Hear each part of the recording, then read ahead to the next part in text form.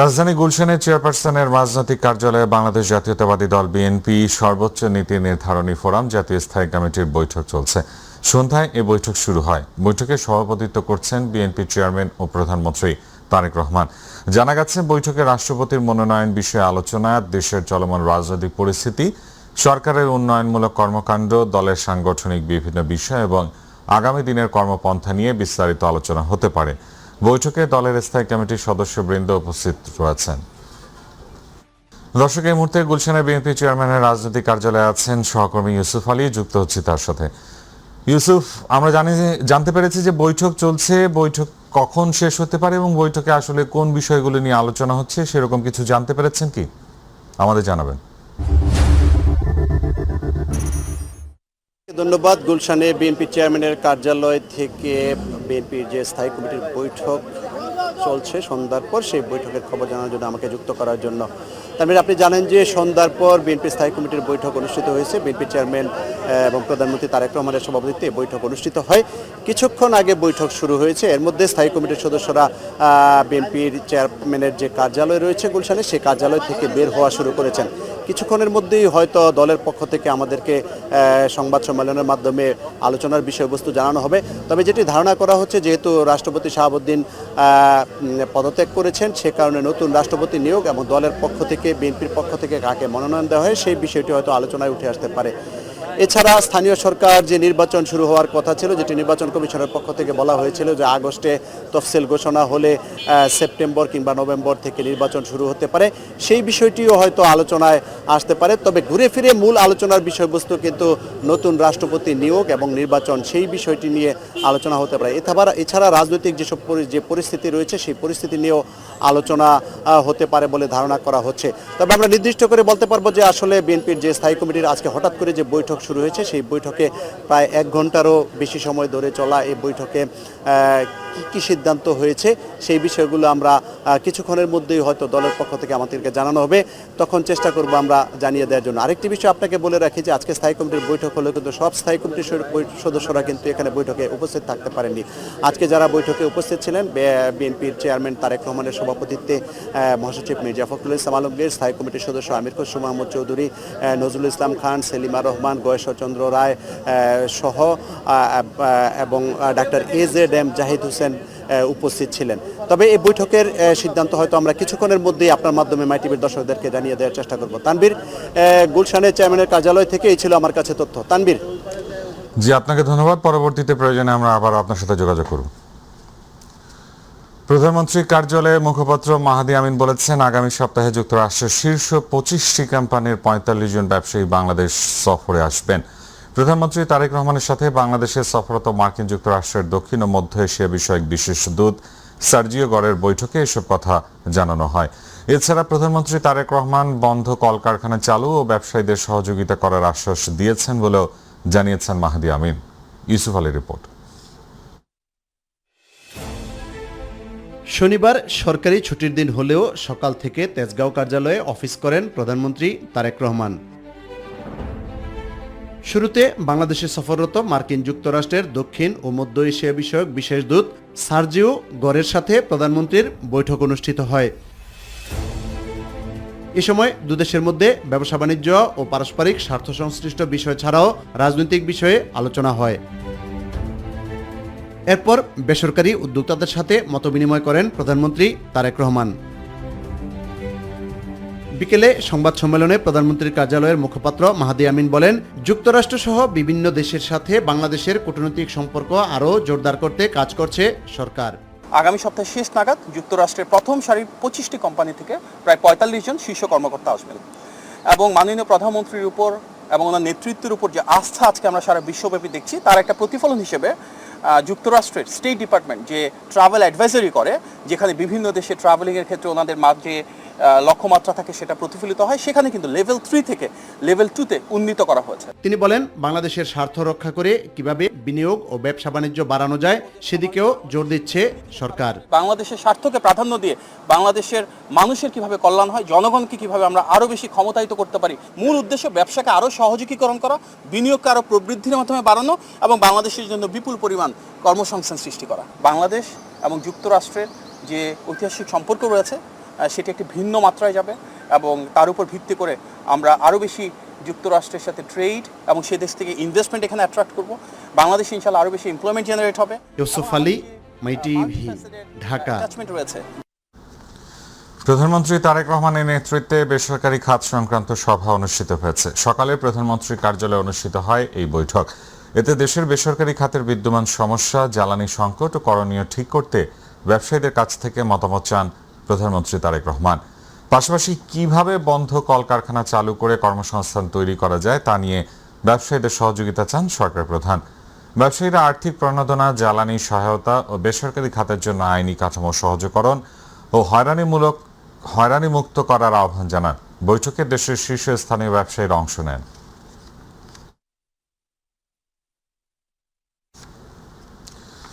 র্যাবের গোপন বন্দিশালা হিসেবে আলোচিত task force interrogation cell TFI cell পরিদর্শন করেছেন আন্তর্জাতিক অপরাধ ট্রাইব্যুনাল 1-এর 3 বিচারপতি। সঙ্গে ছিলেন প্রসিকিউশন টিম ও গুমের মামলায় আসামি পক্ষের আইনজীবীরা। পরিদর্শন শেষে চিফ প্রসিকিউটর বলেন, গুমের ঘটনায় নিখোঁজ 2.5 শতাধিক মানুষের সন্ধান এখনো মেলেনি। সাদিয়া হক মৌয়ের রিপোর্ট। সকাল 10:30টার পর রাজধানীর উত্তরায় র্যাব 1-এর কার্যালয়ে পৌঁছান আন্তর্জাতিক অপরাধ ট্রাইব্যুনাল 1-এর 3 বিচারপতি, প্রসিকিউশন টিম ও আসামি পক্ষের আইনজীবীরা। র্যাবের কার্যালয়ে TFI সেলের বিভিন্ন কক্ষ ঘুরে দেখেন তারা। পরিদর্শনের সময় সংশ্লিষ্ট স্থাপনা ও কক্ষগুলো পর্যবেক্ষণ করেন ট্রাইব্যুনালের বিচারকরা। পরিদর্শন শেষে চিফ প্রসিকিউটর জানান, গুমের পর 2.5 শতাধিক মানুষের এখনও কোনো সন্ধান পাওয়া যায়নি। আলোচিত সেই সেলে বর্তমান স্বরাষ্ট্রমন্ত্রী সালাউদ্দিন আহমেদকেও রাখা হয়েছিল বলে দাবি করেন তিনি। আমরা এখন পর্যন্ত গুম খুনের শিকার প্রায় 250-র অধিক গুম যারা গুমের শিকার হয়েছেন তাদের এখন পর্যন্ত আমরা সন্ধান পাইনি যে তারা কোথায় কি অবস্থায় আছে। তার মধ্যে ইলিয়াস আলী, সুমন সহ এরকম অনেকেই আছেন। আয়নাঘরকে আড়াল করতে যারা আলামত নষ্ট করছেন, তদন্তে তাদের শনাক্ত করা গেলে কাউকেই ছাড় দেওয়া হবে না বলে হুঁশিয়ারি দিয়েছেন চিফ প্রসিকিউটর। তৎকালীন র্যাবের যারা এই এভিডেন্স গোপন করার জন্য যারা এই পরবর্তীতে ওয়াল আপ করেছে, কনস্ট্রাকশন করেছে, তারাও কিন্তু বিচার থেকে এড়িয়ে যাওয়ার কোনো সুযোগ নাই। সেইগুলো আমরা ইনভেস্টিগেশন করে দেখছি। সাদিয়া হক মৌ, মাই টিভি, ঢাকা। তথ্য সম্প্রচার মন্ত্রী জহিরুদ্দিন স্বপন বলেছেন, ফ্যাসিবাদ উৎখাত পর্ব শেষে দেশ গড়ার কাজে যারা সমস্যা তৈরি করবে, সরকার গঠনমূলক সমাধানের চেষ্টা করে না হলে প্রয়োজনে আঙ্গুল বাঁকা করবে। এদিকে বর্তমানে যারা জুলাই যোদ্ধা দাবিদার, তারা 24 বিক্রি করে আন্দোলন করছে এবং বিভিন্ন জায়গায় অরাজকতা সৃষ্টি করছে বলে অভিযোগ করেছেন প্রধানমন্ত্রীর অতিরিক্ত প্রেস সচিব আতিকুর রহমান রুম্মান। রাজধানীতে এক আলোচনা সভায় তিনি এই অভিযোগ করেন। অনুষ্ঠানে 24 জুলাই অভ্যুত্থানের পক্ষের শক্তির ঐক্যবদ্ধ থাকার উপর জোর দেন অন্য বক্তারা। মাহবুব সৈকতের রিপোর্ট। বুলেটের মুখে বাংলাদেশ, ফ্যাসিবাদ হলো শেষ, এই প্রতিপাদ্য রেখে জুলাই অভ্যুত্থানের দ্বিতীয় বর্ষপূর্তি উপলক্ষে রাজধানীতে জাতীয় প্রেস ক্লাবে আলোকচিত্র প্রদর্শনী ও আলোচনা সভার আয়োজন করে ফটো জার্নালিস্ট অ্যাসোসিয়েশন। জুলাই গণঅভ্যুত্থান ছিল দীর্ঘদিনের শোষণ, বঞ্চনা, দুঃশাসন, অত্যাচার, নিপীড়নের বিরুদ্ধে ক্ষোভের বহিঃপ্রকাশ। গণতন্ত্র প্রতিষ্ঠার জন্য এভাবে অকাতরে প্রাণ দিতে হবে, এটা বোধহয় বাংলাদেশের মানুষ কল্পনাও করেনি। দীর্ঘ সংগ্রামের পর ফ্যাসিবাদ বিদায় নিয়ে মানুষের মধ্যে স্বস্তি ফিরলেও জুলাই যোদ্ধা দাবিদারদের একটা অংশ অগ্রহণযোগ্য আচরণ করছে বলে অভিযোগ করেন প্রধানমন্ত্রীর অতিরিক্ত প্রেস সচিব আতিকুর রহমান রুম্মন। এই 24কে বিক্রি করে আন্দোলন করছি, বিভিন্নভাবে বিভিন্ন উপায়ে কথা বলছি, আমাদের মাননীয় প্রধানমন্ত্রীকে ছোট করছি, এটা কোন কথা ভাই? বর্তমানে যারা এই যে জুলাই যোদ্ধা দাবিদার, তারা বিভিন্ন জায়গায় অরাজকতা করছে, এটা কিন্তু সঠিক না, এটা কিন্তু ঠিক না। অনুষ্ঠানে প্রধান অতিথি তথ্য সম্প্রচার মন্ত্রীর অভিযোগ, যখন গণতান্ত্রিক দেশ গড়ার চেষ্টায় সরকার, তখন সংসদে এবং রাজপথে পরিবেশ নষ্ট করার অপচেষ্টা করছে একটি গোষ্ঠী। ফ্যাসিবাদ মুক্ত বাংলাদেশে আমরা যখন গণতান্ত্রিক সংস্কৃতি চর্চা করতে চাই, আমরা খেয়াল করেছি পার্লামেন্টের ছোটখাটো নাটককে রাজপথে এনে আরো বেশি ওটাকে বাষ্প দিয়ে দেন সোশ্যাল মিডিয়াতে নানান রকম যুদ্ধে লিপ্ত করার একটা প্রকল্প কেউ কেউ হাতে নিয়েছে। সরকারের গঠনমূলক সমাধানের প্রচেষ্টা সফল না হলে প্রয়োজনে কঠোর হবার কথাও বলেন জহিরুদ্দিন স্বপন। 5ই আগস্টের পর থেকে এই নির্বাচনকে নিয়ে নানান চক্রান্ত ষড়যন্ত্র, যারা তখনও চক্রান্ত ষড়যন্ত্র করেছিল অথবা কেবলমাত্র কৈশোরের বিভ্রান্তিতে ছিল, তারা এখন দেশ গড়ার কাজে, গঠনমূলক কাজে তারা মন দিতে চায় না। এখন আমাদের কাজ হলো দেশ গড়ার দায়িত্ব। যারা সমস্যা তৈরি করবেন আমরা তাদের সঙ্গে গঠনমূলকভাবে সমাধানের চেষ্টা করব, কিন্তু আঙুল যদি বাঁকা করতে হয় রাষ্ট্রের প্রয়োজনে, দেশের প্রয়োজনে, জাতির প্রয়োজনে, জনগণের প্রয়োজনে, সরকারকে তো অবশ্যই তা করতে হবে। পরে জাতীয় প্রেস ক্লাব প্রাঙ্গণে আলোকচিত্র প্রদর্শনী ঘুরে দেখেন বক্তারা। মাহবুব সৈকত, মাইটিভি, ঢাকা। জনগণের ভোটে নির্বাচিত সরকার জনগণের চাহিদা পূরণে অঙ্গীকারবদ্ধ বলে জানিয়েছেন প্রধানমন্ত্রীর রাজনৈতিক বিষয়ক উপদেষ্টা রুহুল কবির রিজভী আহমেদ।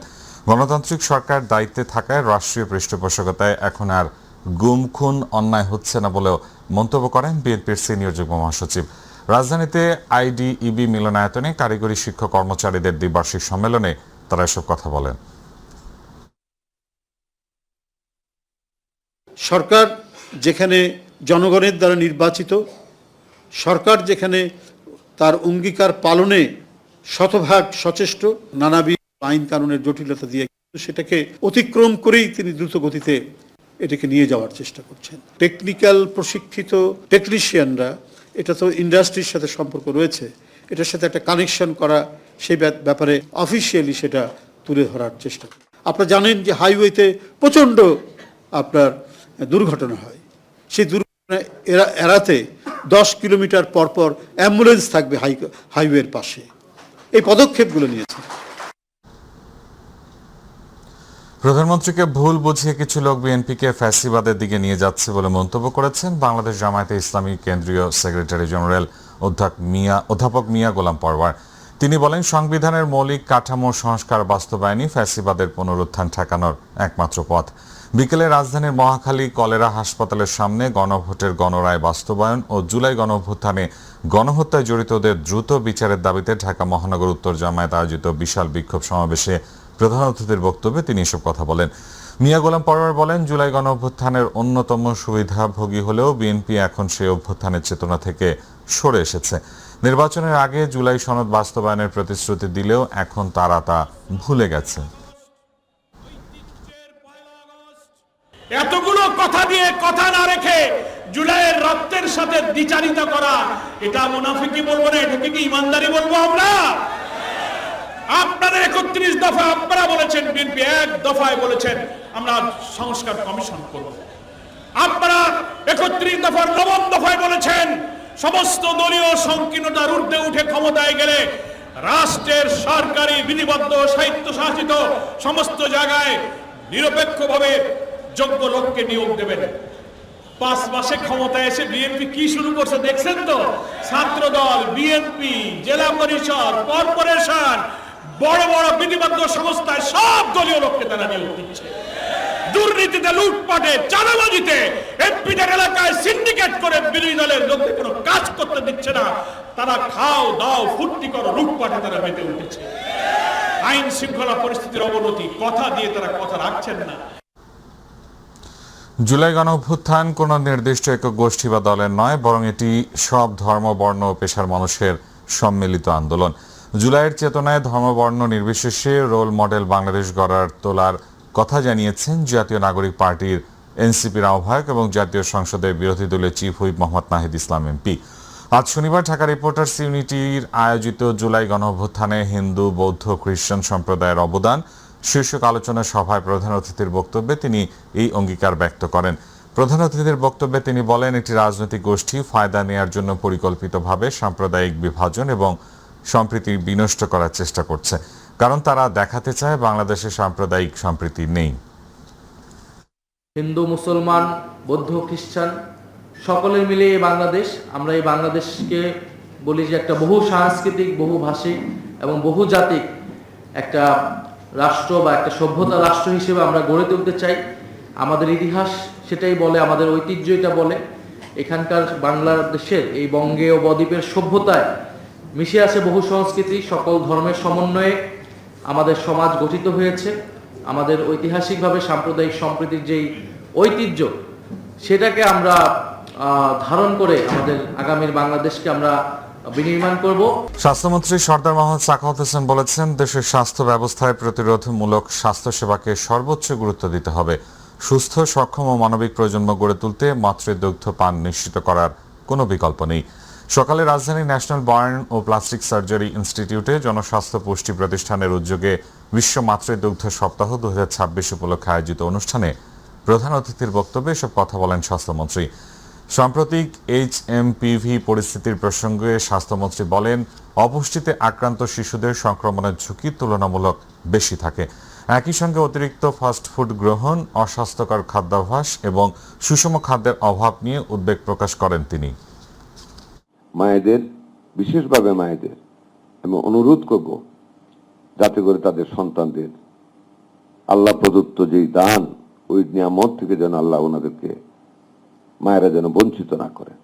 এই দুগ্ধ দিবসে আমাদের সেটাই শপথ হবে, আমরা দেশটাকে সুন্দর সুঠাম একটা শিশু গোষ্ঠীর দ্বারা তৈরি করব, যাতে করে ভবিষ্যতে তারা সুঠাম দেহ নিয়ে, সুন্দর স্বাস্থ্য নিয়ে, শক্তি নিয়ে যেন দেশটার হাল ধরতে পারে। সেটি হবে আমাদের আজকের দিনের প্রতিশ্রুতি। এই সরকার ব্যর্থ হলে এদেশে কেউ বাস করতে পারবে না, এমন মন্তব্য করেছেন স্বাস্থ্য পরিবার কল্যাণ মন্ত্রী সরদার মোহাম্মদ সাখাওয়াত হোসেন। শনিবার দুপুরে শরীয়তপুরের ভেদরগঞ্জ উপজেলা স্বাস্থ্য কমপ্লেক্স পরিদর্শন শেষে হাসপাতালের সম্মেলন কক্ষে কর্মকর্তা কর্মচারীদের সঙ্গে মতবিনিময় সভায় স্বাস্থ্যমন্ত্রী একথা বলেন। এর আগে তিনি হাসপাতালের বিভিন্ন ওয়ার্ড ঘুরে রোগীদের সঙ্গে কথা বলেন এবং তাদের সমস্যার কথা শোনেন। হাসপাতালের রান্নাঘর, টয়লেট, স্টোররুম ও অস্ত্রোপচার কক্ষ পরিদর্শন করে বিভিন্ন সেবার মান যাচাই করেন। পরে মতবিনিময় সভায় স্বাস্থ্যমন্ত্রী চিকিৎসক, নার্স ও কর্মচারীদের সময় মতো হাসপাতালে উপস্থিত থাকার ব্যাপারে সতর্ক করেন। এই সতর্কতায় কাজ না হলে কঠোর শাস্তিরও হুঁশিয়ারি দেন তিনি। একজন ডাক্তার ছাড়া নার্স রোগীর চিকিৎসা করতে পারে না। নার্স ছাড়াও কিন্তু আপনাদের কোনো মূল্য থাকবে না, টেকনিশিয়ান ছাড়া মূল্য থাকবে না। It is a team, but আপনাদের ভিতরে কনফ্লিক্ট আছে। এই কালকে এটা নিয়ে আলাপ করেছে ম্যানেজমেন্ট ডাক্তাররা। You should avoid this conflict. আমরা শুনতে চাই না এসে যে আমার একটু একজন মানুষের কথা লজ্জিত হোক। যখন ওনার সামনে একজন লোক বলছে আমার স্টিকে নিয়ে আসলাম, ব্যান্ডেজ আমার বাইরে থেকে কিনে আনতে হয়েছে, উনি তো লজ্জিত হয়েছে। হওয়ারই কথা, আমি মন্ত্রী, হওয়ারই তো কথা। এই কাজগুলি যাতে না হয়। শিক্ষামন্ত্রী আনম এহসানুল হক মিলন বলেছেন, দেশের বিশাল মানব সম্পদকে দক্ষ জনশক্তিতে রূপান্তর করতে কারিগরি শিক্ষার উপর সর্বোচ্চ গুরুত্ব দেওয়া হচ্ছে।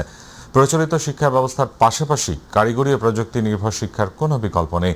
শনিবার রাজধানীর সরকারি পলিটেকনিক ইনস্টিটিউটে ঐতিহাসিক জুলাই গণ অভ্যুত্থান উপলক্ষে আয়োজিত স্মরণ সভায় এসব কথা বলেন মন্ত্রী। শিক্ষামন্ত্রী বলেন, প্রধানমন্ত্রী তারেক রহমান কারিগরি শিক্ষাকে সবচেয়ে বেশি গুরুত্ব দিচ্ছেন। দেশের তরুণ জনগোষ্ঠীকে দক্ষ করে গড়ে তুলতে শিক্ষা ব্যবস্থায় বড় ধরনের পরিবর্তন প্রয়োজন। স্মরণ সভায় পলিটেকনিক ইনস্টিটিউটে জুলাই আন্দোলনে নিহতদের পরিবার ও জুলাই যুদ্ধে আহতরা উপস্থিত ছিলেন। আমাদের প্রিয় নেতা আজকের প্রধানমন্ত্রী জনাব তারেক রহমান এত ভিশনারি একটি বিষয়কে তিনি লালন করছিলেন যে বাংলাদেশের এই কারিগরি শিক্ষার বিপ্লব আনতেই হবে। আমাদের ট্রেডিশনাল এডুকেশন থেকে বেরিয়ে আসতে হবে, এর কোনো বিকল্প নেই। সেই সাথে আমরা 4টি ইঞ্জিনিয়ারিং কলেজও আমরা তৈরি করছি। আমি ভাবছি এবং আলোচনাও করছিলাম ডিপ্লোমা অ্যাসোসিয়েশনের সাথে যে আমরা 2টিকে ডেডিকেটেড করে দিতে চাই শুধু ডিপ্লোমা ইঞ্জিনিয়ারদের জন্য। ঢাকাকে বাসযোগ্য করে তুলতে সবচেয়ে বেশি জরুরি পরিচ্ছন্নতা আর অসচেতনভাবে ফেলা প্লাস্টিক ও পলিথিনই মূলত সাময়িক বৃষ্টিতে নগরীতে তীব্র জলাবদ্ধতা তৈরি করছে বলে মন্তব্য করেছেন ঢাকা দক্ষিণ সিটি কর্পোরেশনের প্রশাসক মোহাম্মদ আব্দুল সালাম। জাতীয় জাদুঘরের সামনে আয়োজিত ক্লিনিং ডে উদযাপন এবং বর্জ্য শোভাযাত্রায় তিনি এই মন্তব্য করেন। তিনি জানান, শহরকে পরিচ্ছন্ন রাখতে এবং নগরবাসীকে সচেতন করতে এবার এক ব্যতিক্রমী উদ্যোগ নেওয়া হয়েছে। এছাড়া নগরীর প্রতিটি সড়কে ডাস্টবিন বসানোর সরকারি পরিকল্পনার কথাও জানানো হয় মোহাম্মদ আব্দুল সালামের পক্ষ থেকে।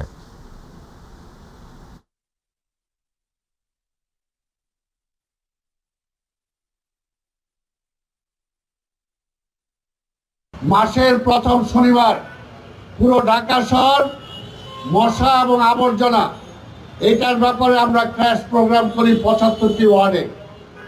এটা শুরু হয়েছে, এটা যদি আমরা কার্যকর করতে পারি তাহলে দেখবেন এটা একটা বিশাল রেজাল্ট নিয়ে আসবে। কালকে থেকে একটা টিস্যু পেপারও কেউ আমরা রাস্তায় ফেলবো না, দেখবেন তাহলে অনেকাংশে অনেকটা কাজ হবে। আমাদের অফিসার যারা আছেন, এই যে ছেলেমেয়েরা যারা আছে, সবাই যদি এই আন্দোলনটা শুরু করি ইনশাল্লাহ আমরা সফল হব। কক্সবাজার শহর ও আশপাশের পাহাড়ে গড়ে উঠেছে প্রায় 22,000 অবৈধ বসতি। এসব ঝুঁকিপূর্ণ বসতিতে জীবনের ঝুঁকি নিয়ে বসবাস করছেন কয়েক লাখ মানুষ। গত 4 থেকে 12 জুলাই টানা ভারী বর্ষণে পাহাড় ধসে জেলায় অন্তত 32 জনের মৃত্যু হয়েছে। প্রতি বছরই এমন প্রাণহানির ঘটনা ঘটলেও নেই কার্যকর তেমন কোনো উদ্যোগ। প্রতিনিধি এম শাহ আলমের তথ্য ও ভিডিও চিত্রে রিপোর্ট জানাচ্ছেন হাফিজা খানম জ্যোতি। পাহাড় আর সাগরের মিতালিতে অপার প্রাকৃতিক সৌন্দর্যের শহর কক্সবাজার, কিন্তু এই সৌন্দর্যের আড়ালেই লুকিয়ে আছে পাহাড় ধসের ভয়াবহ ঝুঁকি। নিশ্চিত বিপদ জেনেও শহর ও আশপাশের 51টি পাহাড়ে গড়ে উঠেছে প্রায় 22,000 অবৈধ বসতি।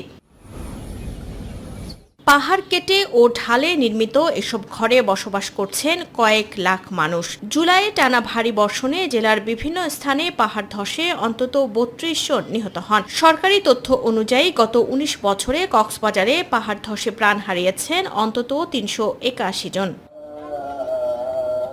পাহাড় খেকোদের বিরুদ্ধে আইনগত ব্যবস্থা নেওয়ার পাশাপাশি ঝুঁকিপূর্ণ বসবাসকারীদের নিরাপদে সরিয়ে নেওয়ার দাবি বেশ পুরনো। বিগত 10 বছরে কক্সবাজারের এই করুণ দশা, পাহাড় ধসে মানুষের মৃত্যুবরণ, এটা সবচেয়ে রেকর্ড ভেঙে গেছে। ঝুঁকিপূর্ণ পাহাড়ে যারা বসবাস করে সকলকে যাতে নিরাপদ স্থানে নিয়ে যাওয়া হয়। প্রশাসনকে উদাত্ত আহ্বান জানাবো, যারা পাহাড়ের পাদদেশে বসবাস করছেন, ঘরবাড়ি নির্মাণ করে আছেন, তাদেরকে নিরাপদ স্থানে সরিয়ে নেওয়ার জন্য বিশেষভাবে অনুরোধ করছি। পরিবেশ অধিদপ্তর জানিয়েছে অভিযোগ পেলে দোষীদের বিরুদ্ধে প্রয়োজনীয় ব্যবস্থা নেওয়া হবে। জনবল যা আমাদের রিসোর্স নিয়ে আসে সেই প্রাকৃতিক সম্পদকে আমাদের রক্ষা করতে হবে।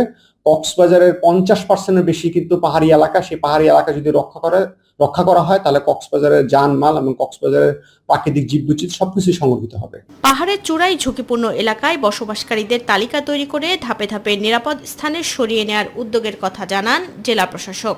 স্বেচ্ছাসেবক, সিপিপি, উপজেলা প্রশাসন, অন্যান্য আইনশৃঙ্খলা রক্ষাকারী বাহিনীর মাধ্যমে আমরা তাদেরকে সবসময় সচেতন করি, সতর্ক করি যেন তারা এই ঝুঁকি পূর্ণ এলাকায় যেন বসবাস না করে তারা এদিকে চলে আসে।